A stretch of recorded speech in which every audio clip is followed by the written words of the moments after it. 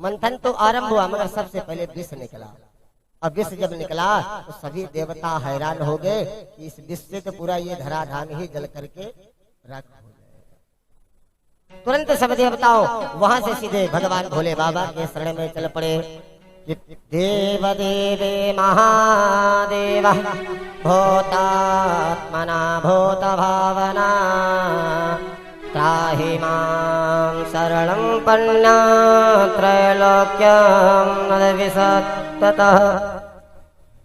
सभी देवता देव देव महादेव के शरण में चले गए। निवेदन करे प्रभु देव देवो महादेवा।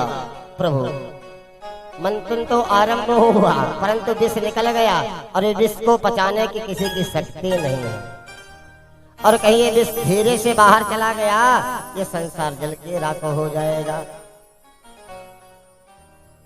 भोले बाबा कहते हैं कि भाई इसमें जब सबका कल्याण है तो लाइए इस विष को हम ही पी लेते हैं।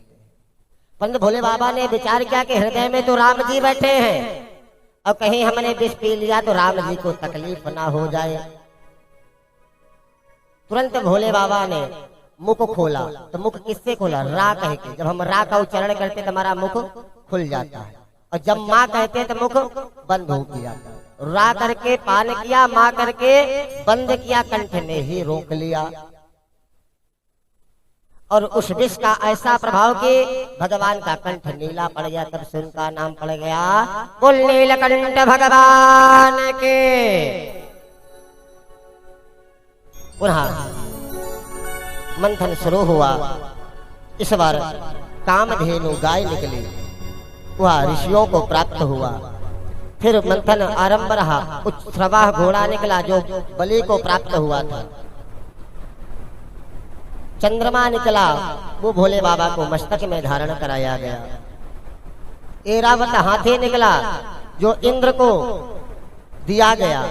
कौस्तुकी मणि निकले, वो भगवान श्री नारायण को प्राप्त हुआ। इसके बाद कल्प वृक्ष निकला। कल्प वृक्ष भी देवताओं ने स्वर्ग में भिजवा दिया था। इसके बाद पुनः मंथन प्रारंभ हुआ कि बड़ी तेज से चमकती हुई बिजली के आकर्षित समान उत्तेजना से सहित इस बार साक्षात भगवती लक्ष्मी जी निकल पड़ी। और जब लक्ष्मी जी को सभी ने देखा तस्यं विरभूतस्सा साक्षाति रमा भगवत परः राजयन्ते दशंकत्यं विद्वता सोदमनीयतः। मैया लक्ष्मी को देखकर देवता दानव सब मंथन ही भूल गए। भगवान ने नारायण ने सोचा कि लक्ष्मी के पीछे लड़ाई बहुत जल्दी हो जाती है। विवेक का इशारा भगवान नारायण ने बोले एक काम करो भैया, सब लाइन लगा के बैठ जाओ, अब इसमें तो बंटवारा हो नहीं सकता है। अच्छा बताइए, लक्ष्मी को कौन नहीं चाहता कि लक्ष्मी हमारे पास ना आए? भगवान कहते भैया सब लाइन लगा के बैठ जाओ। सभी देवता दानव राक्षस ऋषि सब लाइन में बैठ गए। कहते जिसके ऊपर माला लक्ष्मी जी पहना देंगे उसी का, जिसको इनको वर्ण करना हो तो कर लेंगे।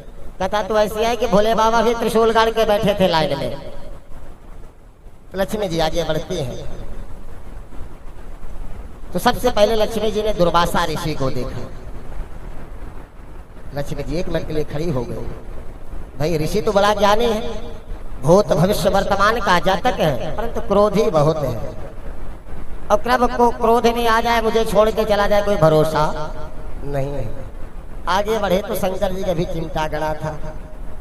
भोले बाबा को देखा, है तो सुंदर, पर इनका कुछ श्रृंगार समझ में नहीं आ रहा है। ऐसे कर करके एक एक को करके के सबको कैंसिल कर दिया।